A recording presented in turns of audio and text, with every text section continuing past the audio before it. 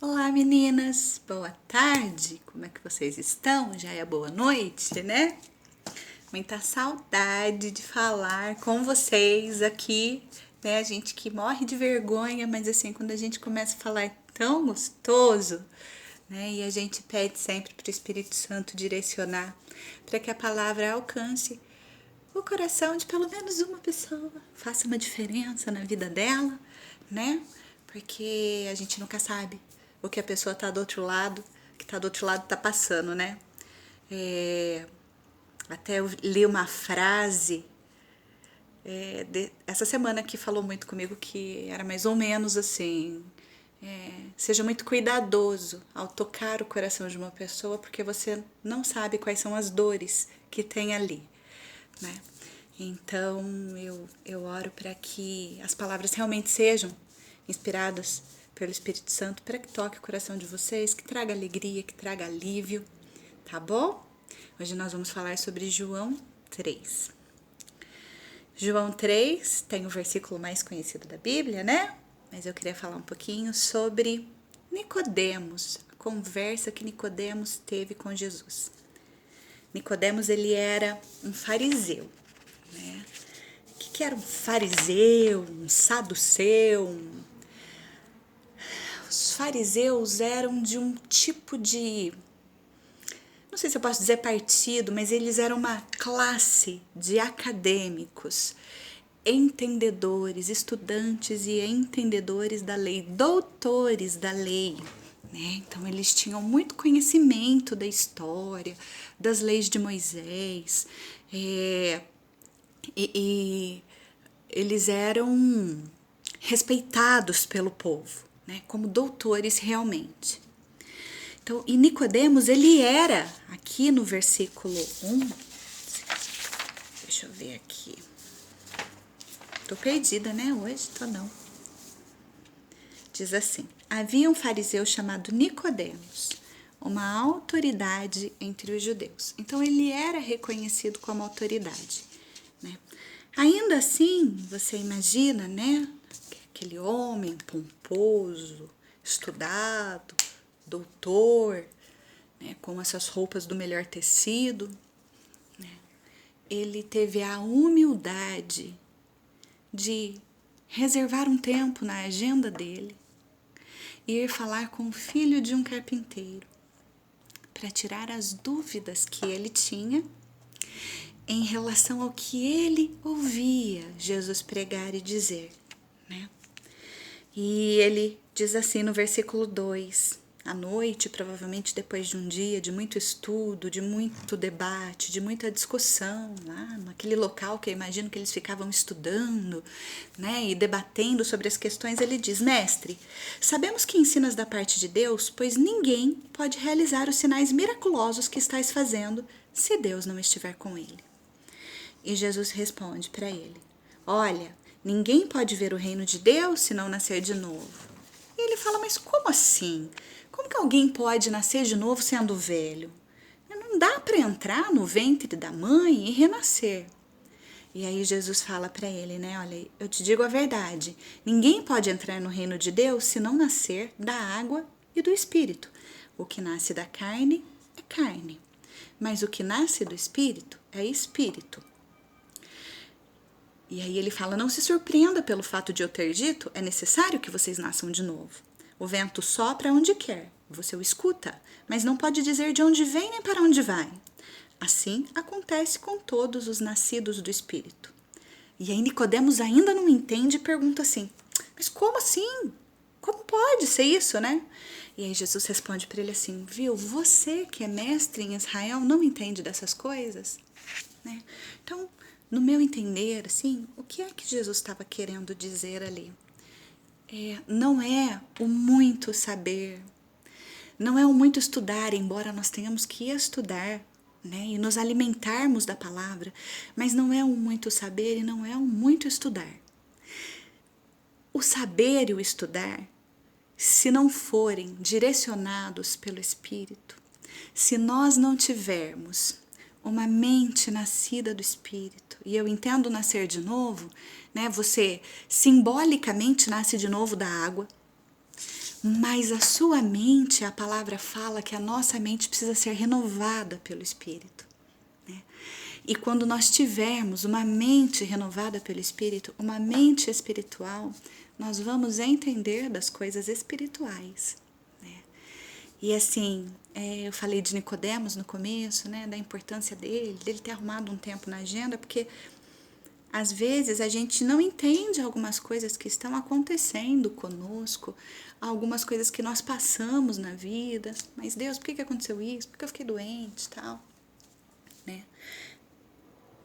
Mas na realidade a gente não tira aquele tempinho na nossa agenda, né, para chegar ali no cantinho fechado ali do nosso quarto, né, fechar aquela portinha ali no silêncio, na madrugada. Aqui em casa é só na madrugada, viu, gente? Ou nessa meia hora, 40 minutos que eu chego do trabalho, assim, o Everton e a Esther e o Boris ainda não chegaram, que aí eu consigo ter esse tempinho. E aí, nesse silêncio, você falar, ô Jesus, porque Jesus não precisa, viu? Jesus não precisa, você não precisa agendar a hora com ele, não. O problema do tempo é seu, não é dele, né? Você fala, Jesus, vem cá, vamos bater um papo? Me pega no seu colo, pai, a gente precisa conversar. Eu não tô entendendo o que tá acontecendo, né? Eu não tô entendendo, eu sei que é a tua vontade, mas às vezes eu queria que, se até eu de repente aceitar, mas não entender, que o Senhor coloca paz no meu coração e que se for para eu entender, que o Senhor fale comigo. Eu vou lá na palavra e que o Espírito Santo, ele venha e abra o meu entendimento e que aquilo que está escrito ali, o Senhor me faça entender, né? Porque eu sei que o Pai, ele realmente me ama. Ele me ama porque ele amou o mundo, né? Então, se ele me ama, ele quer o melhor para mim. E o Senhor que tá ali, ó, do ladinho dele, vai lá, ó. Depois a gente bate um papo aqui e o Senhor fala no meu coração. O Senhor, o Espírito Santo, ó, a gente tem aqui, a gente vai ter esse tempo. E eu queria, se não entender, pelo menos ter paz em relação ao que está acontecendo, né? E você pode ter certeza que ele vai te responder com paz, que ele vai te responder com tranquilidade, que ele vai te dar na palavra aquilo que você precisa para se acalmar, para se sentir confortada, para se sentir alimentada. Não importa a sua simplicidade, não importa, né? Eu não fiz teologia, eu leio a palavra e peço para que o Senhor coloque no meu coração, né? Abra os meus olhos espirituais e que a minha mente, que eu peço que a cada dia seja renovada e transformada pelo Espírito, venha a entender o propósito do Senhor para nós.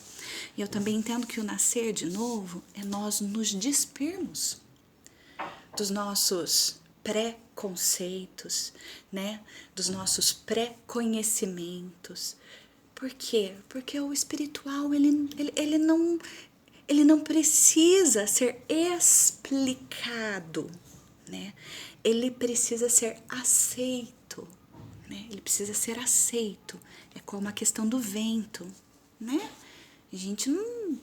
Vamos fazer uma tese sobre o vento, né? Ou como a Dilma, vamos estocar o vento. Se nós tivéssemos estocado o vento, mas assim, brincadeiras à parte, né? Nós precisamos aceitar as coisas espirituais como acontecimentos normais na nossa vida, já que nós somos seres espirituais. Porque Jesus também em um ponto fala para Nicodemos, né? Olha, se eu falo das coisas terrenas e vocês não acreditam, como é que vocês vão acreditar se eu falar das coisas celestiais, né? A nossa compreensão humana é muito pequena, né? Mas, independente do que aconteça, Deus, Jesus, Espírito Santo, né? A Trindade, né? Viu? Eu não sei como é que vocês oram, mas eu aprendi, né? No Sozo, a orar para Deus, a orar para Jesus e a orar para o Espírito Santo, a falar com os três. Eles são a Trindade, mas são individuais também, né? E aí, olha, eu vou te falar, quando a gente para esse tempinho e vai para aquele lugar seguro ali, olha, só nós e eles, as respostas vêm, o conforto vem, a paz vem, né? E eu não poderia deixar de falar de João 3,16, né? E eu plagiei aqui um pastor que eu vi em uma das reuniões da Esther na escola, e eu perguntei para ele onde é que ele tinha pego. Ele destrinchou João 3,16, né? E ele falou: eu vou mostrar para vocês a profundidade e a grandeza, né? A gente pode colocar João 3,16 na extensão, na profundidade, na largura. Você pode pegar João 3,16, que você vai conseguir ver a profundidade do amor de Deus, a grandeza do amor de Deus, né? A imensidão do amor de Deus. Se você parar ali, eu já vi pastores pregando até mais de hora sobre isso. Mas ele, de uma maneira muito sucinta, né? Porque eu já tô extrapolando aqui, não sei se eu nem vou conseguir mandar esse vídeo, vou fazer que nem as meninas, colocar no YouTube. Profundidade. Você já se deu conta da profundidade? Tem uma música, gente, que eu não gostava. Vou falar pra vocês. Quando ela tocava, eu falava, ai, gente, no louvor, né? A gente vai ter que cantar essa música de novo. Essa música não acaba mais. Eu não gosto dessa música. Que era a música Me Ama. E aí, tava no auge dela lá, 2012, 2013, né? Em 2014, em 2013 eu engravidei. 2014, em fevereiro, a Esther nasceu. 55 dias depois que a Esther nasceu, a Esther teve muitos problemas. A Esther quase morreu 5 vezes, com 1 mês de vida, 5 vezes na mesma semana, né? Qualquer hora eu vou contar o nosso testemunho para vocês. E aí, quando ela estava com 55 dias, eu tive uma tromboembolia pulmonar. Os médicos que veem os meus exames, eles não acreditam que eu esteja viva hoje só com os exames. Eu tenho que estar presente para comprovar que eu estou viva, porque foi algo muito sério, né? Eles não entendem como é que eu não tive um mal súbito e morri, né? Porque uma tromboembolia pulmonar, ela não dói, você tem o que é chamado de mal súbito e morre. E eu tive uma dor, né? Aconteceu um derrame na pleura do meu pulmão, que ocasionou uma inflamação, que deu uma dor que eu não conseguia me movimentar nem respirar, e isso salvou a minha vida. Ou, teoricamente, né, esse foi o meio de eu pedir socorro. Mas 1 semana antes eu tinha pedido para Deus passar para mim o que quer que pudesse matar a minha filha, né? E a gente tem que tomar cuidado com o que a gente pede, porque Deus responde. E aí, nos 5 dias que eu fiquei na UTI, longe da minha filha, né?